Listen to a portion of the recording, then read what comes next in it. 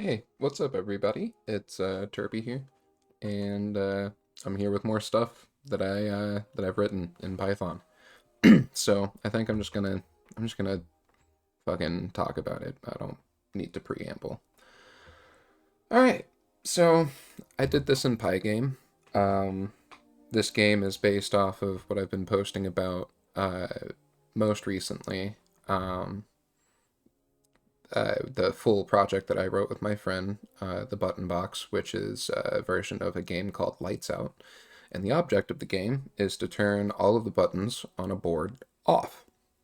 So I can give you an example of it running, but it will be running itself, not play. I won't be playing it currently. We will in a second, though. So as you can see, we got the game running here. That window right there is the game. Um, it is essentially I wanted to think of a way to be able to play the game of life, essentially, and also just be able to simulate it. Because I had taken, I had done the beginner thing and taken the publicly posted game of life scripts that you can get in Python and other languages, and I wanted to see how hard it might be to try and get something similar myself. Um, it's different. This is similar but different, right? But so far we only do 4x4 grid because I'm one person, and I developed the original game with two people on a microcontroller. So I've been porting that. That's really been my job for 8 hours. Less. That's exaggerating. Probably 5 or 6 hours is porting. Um, so the button game that we had, right? The one over in the corner. Um, it originally uh, it originally ran on a microcontroller called a Trinket M0, and that has 32 kilobytes of RAM and 132 kilobytes of flash memory. Um, so and it could run Python, and it could connect SLI and uh, the I can't remember SDI SLI, those two data lines. It could take on a breadboard and go to an LED box, which is why this grid exists, because it represents what was a box of LEDs that were buttons that you could push. So I took my friend's Java software version, and they're not a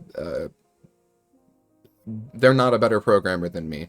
Let's just put it simply, Um, asked me if I could do something physical, and I said if they could find me a device that would work for that, um, architecture-wise, then yeah, if you can find something that's cheap enough that like a microcontroller that's cheap enough, I can program for it. If it can run Python, I wasn't confident enough in my C skills, so here we are. Um, I I have this version which has essentially ported both my game logic and the state manager, so the engine, um, and Pygame is essentially just drawing it to the screen, right? Um, it, yeah, Pygame is essentially just drawing it to the screen. Uh, so I'm bad at UIs, but a hack that I kind of figured out that I could use for this game and also for being able to click on it, because we stop that and then I go we're gonna comment out the animation. This is still in a testing state, so please be nice. we're just gonna... Eh, wrong button. Why did I do it again? Alright. So here is code that's been written for uh, clicking on the tiles so that you yourself can play the game, right? Um, so we run that, and of course we get this. So this was the last button that was pressed, so you can't press this button, right? So I'm going to press that one, I'm going to press this one, this one, this one, and now I'm pretty sure I have a solve state. Yeah, and I won. Now it restarts, and we have another random state. So I wrote the code that handles uh, the checking the array of tiles, but I decided that since I already have the array of tiles and my game operates off of logic that just changes the color of a array's like color representation that I want to display, um, I could just use that. I could just abstract from that. And what I decided to do is that all of my tile objects are going to be a list, two-dimensional list, the same way that the board state driver reads it and the algorithm that produces the 8 neighbor sum list reads it.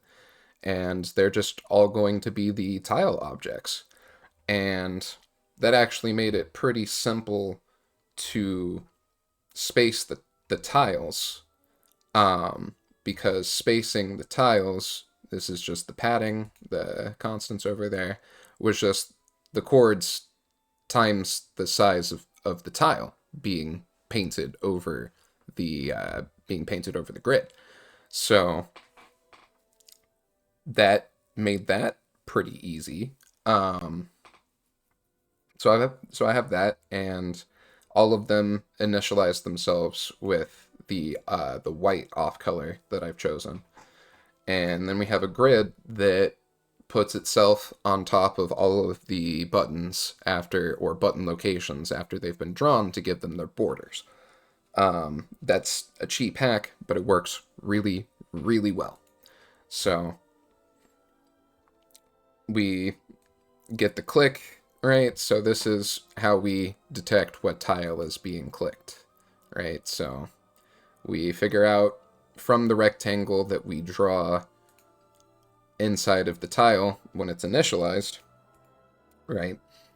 We figure out from that tile if its collide point was in the XY position of the event that we get from the check events loop over here. You'll see here that we just have this right here. And the reason why I have this horrible thing right here is because it's easy and it works. And if there's no click, just keep going. It doesn't break anything. It just, you clicked somewhere on the screen that wasn't valid for the board, and I don't detect any collision there, so it would return none. And I just felt like doing a try and accept because I was being lazy. Yeah. Of course, game settings could probably deal with some expansion.